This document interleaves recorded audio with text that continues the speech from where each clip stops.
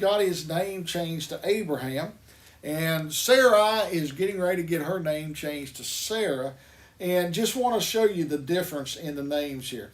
Abram means exalted father. Exalted father. Abraham means father of a multitude. So here we see God he's fulfilling his promises even through the names. And Sarah means princess. So it means princess. And the name Isaac means he laughs. He laughs. Why? Because Sarah kind of laughed when God said, I'm going to make sure you have a child. But let's get into the text. So in verse 15 of chapter 17 of Genesis, and God said to Abraham, as for Sarai your wife, you shall not call her Sarai, but Sarah shall be her name. I will bless her, and moreover, I will give you a son by her. Now remember, they tried to help him out with Hagar and everything. Ishmael is here now. God don't need our help. God can take care of it. He said, look, I made a promise, and I'm going to keep it. And he says, I will bless her, and she shall become nations. Kings of people shall come from her. Then Abraham fell on his face and laughed and said to himself, shall a child be born to a man who is 100 years old? Shall Sarah, who is 90 years old, bear a child? And Abraham said to God, oh, that Ishmael might live before you. Now here's the thing. If God makes a promise, God keeps his promises. And he is saying here, even though Abraham and them, they are in disbelief. They're in disbelief. They can't believe it. Now I want you to understand something. Faith allows room for doubt. I know everybody, oh, faith is, the opposite of faith is doubt. No, it's not. I'm sorry. If it were guaranteed, then we wouldn't need faith. Guarantees don't need faith. They're already going to happen. But when we don't know what's going to happen, that's where faith comes in. It does allow room for doubt. Abraham, known as a man of faith, has his doubts. He laughs. He laughs at God's proclamation. And he's saying, hey, I'm 100, she's 90. How in the world are we going to have a baby at this point? And he says, just use Ishmael. Again, he's trying to help God out. Wait, God, I'll help you out a little bit.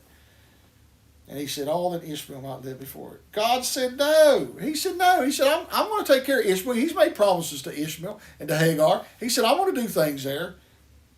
But God said, no. But Sarah, your wife, shall bear you a son, and you shall call his name Isaac. Or he laughs because Abraham laughs, and Sarah laughs also at some point.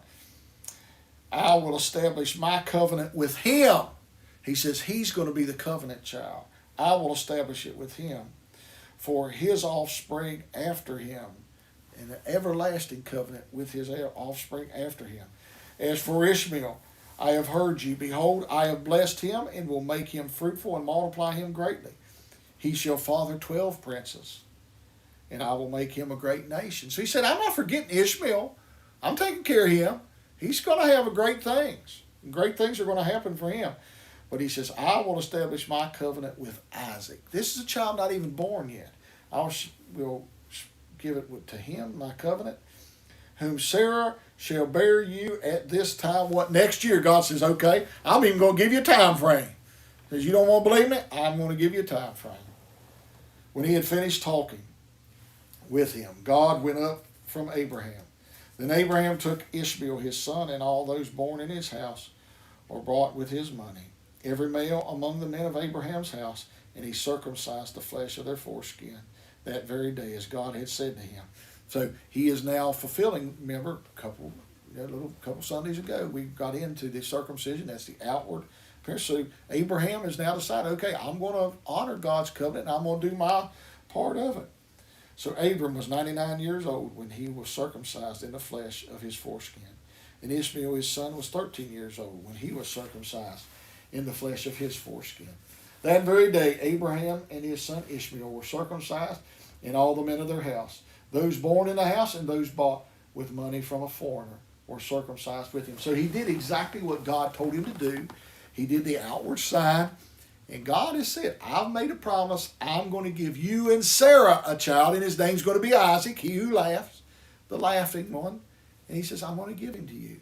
He says, I'll make promises. We have to remember something. When God makes a promise, God keeps his promises. even as absurd as they may sound.